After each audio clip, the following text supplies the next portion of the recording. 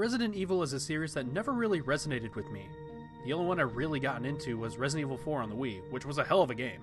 Despite my love for it, I never felt compelled to play any of the other games. In fact, the only reason I owned Biohazard for the Sega Saturn is because it was a game I didn't have, and I'm insane and I want to buy all the Saturn games.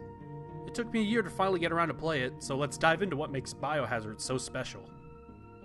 Biohazard, or Resident Evil for us American folk, was originally released for the Sony PlayStation in early 1996. It was released later for the Sega Saturn and the PC. The game has you playing as either Chris Redfield or Jill Valentine, both members of the STARS team, sent to search for Bravo team after they'd gone missing on assignment. A bizarre turn of events, zombie dogs, leads the team into the dreaded Spencer Mansion, where more abominable creatures await our characters. Your choice between playing as Chris or Jill determines the difficulty, either hard or easy, respectively. After trying out both characters, I did notice that playing as Chris is a bit more unforgiving. It's not impossible, but I couldn't find much ammo and I felt there was less direction as to where to go. The only hints I really got on where to go were from when I played as Jill, where I made a lot more progress. The controls can be a bit unintuitive at times, but I quickly grew used to them. You can argue that they haven't aged well, and they haven't, but they never got in the way of what I was trying to do. The game was tailor-made with these controls in mind, so I didn't feel handicapped at all, even when fighting zombies.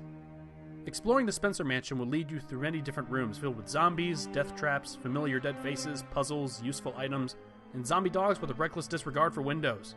Indeed, the imagery in the locations can be a bit spooky, but I can't say I've felt scared or frightened at all. That's because this game's horror themes just haven't aged well. Sure, playing it back in the day when nothing else like it was around would have made things scary, especially for younger me, but there's no denying that this game simply isn't scary anymore. Despite me not getting spooked at all, I still continue to stick with this game, mainly because it's so damn charming. All of these characters are really likable, and that's thanks to their awful voice acting. They sound like a group of friends making a horror movie together and having a fun time, and I'm having a fun time watching and playing along. As far as this version of Biohazard on the Saturn goes, it runs and plays faithfully to the original PlayStation version, for all I know. The Saturn version even gets an extra exclusive battle mode, which has you running through rooms, cutting down zombies with a specific weapon, and extra costumes for Chris and Jill. You have to play through the game to unlock these, but rest assured that this version of Biohazard doesn't compromise anything to fit on the Saturn.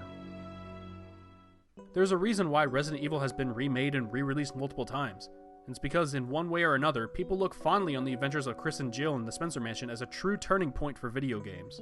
Resident Evil helped spawn a horror game revolution in the mid to late 90s, and on the Saturn it remains a unique piece of software.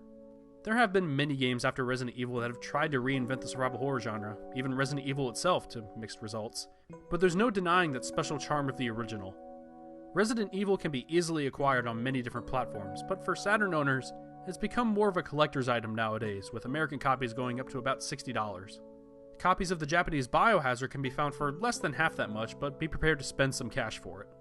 If you're looking to fulfill that horror game fix for your Saturn collection, there's this, and some other big horror game, but I'll save that for another day.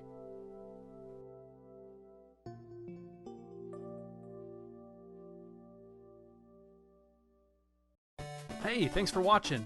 If you like this kind of stuff, be sure to subscribe to Saturnology for more videos like these, and also check me out on Twitter, Facebook, and Patreon. Thanks!